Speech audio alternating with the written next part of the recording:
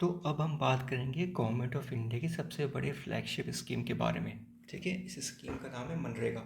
सो PIB में एक news थी कि केरल गवर्नमेंट ने एक वेलफेयर फंड लॉन्च किया है for the MNREGA worker in the state.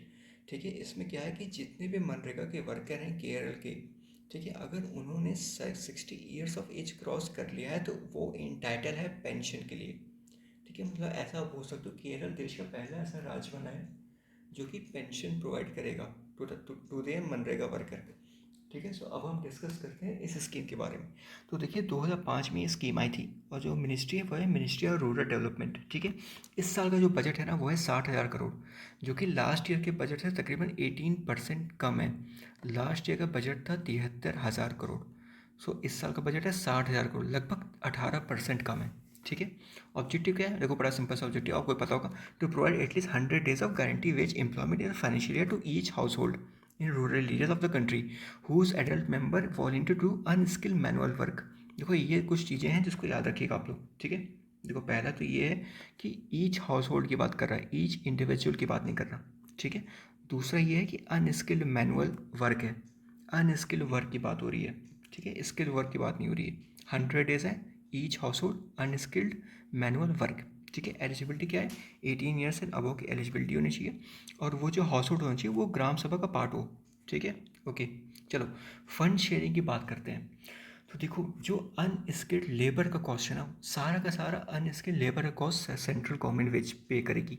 ठीक है, और जो मटेरियल का कॉस्ट है ना वो 75% of the material cost central government पे करेगी, 25% मटेरियल कॉस्ट स्टेट गवर्नमेंट पे करेगी। और जो अनएम्प्लॉयमेंट अलाउंस है ना, सपोज करो कोई व्यक्ति को जॉब चाहिए लेकिन किसी पर्टिकुलर टाइम फ्रेम में अगर उसको मनरेगा के अंडर जॉब नहीं मिल पा रहा है तो स्टेट गवर्नमेंट फिर जो उसको अनएम्प्लॉयमेंट अलाउंस प्रोवाइड करेगी। ठीक है, अनएम्प्लॉयमेंट अलाउंस सिर्फ और सिर्फ स्टेट गवर्नमेंट ही प्रोवाइड करेगी। ठीक है, ओके।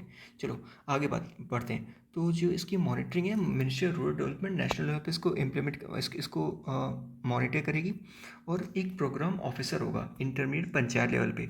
उसकी रिस्पॉन्सिबिलिटी ये होगी ना कि 15 दिन के अंदर उसको वर्क प्रोवाइड करना होगा उन लोगों को जिनको वर्क चाहिए विद इन 15 days। ये 15 days बहुत इंपॉर्टेंट, इसको याद रखिए, इस पर क्वेश्चन बना है कई बार। ठीक है, सो 15 दिन के अंदर वर्क उसको प्रोवाइड करना होगा प्रोग्राम ऑफिसर को।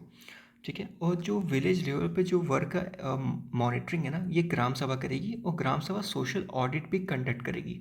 ठीक है, ओके। देखो की फीचर की बात करें तो जो 1/3 ऑफ द बेनिफिशरीज हैं, 1/3 ऑफ द जो बेनिफिशरीज हैं वो वुमेन होनी चाहिए, कम से कम 1/3 बेनिफिशरी वुमेन होनी चाहिए।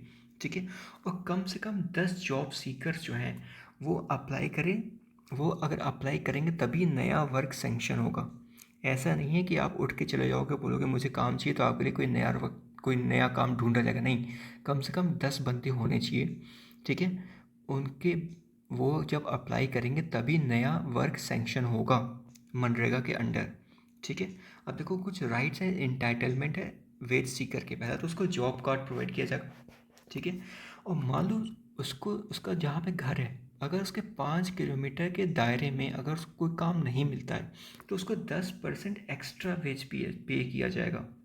ठीक है, अगर उसको 5 किलोमीटर के दायरे के अंदर काम नहीं मिलता है तो उसको 10% एक्स्ट्रा वेज पे किया जाएगा।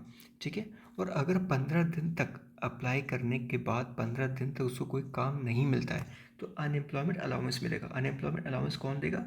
स्टेट गवर्नमेंट देगी, सेंट्रल गवर्नमेंट नहीं देगी। ठीक है, और देखो जो वर्कर को जो पेमेंट होगा ना वो वीकली बेसिस पे होगा। ठीक है, और ज़्यादा से ज़्यादा फोर्टनाइट बेसिस पे हो सकता है, फोर्ट मतलब 14 days।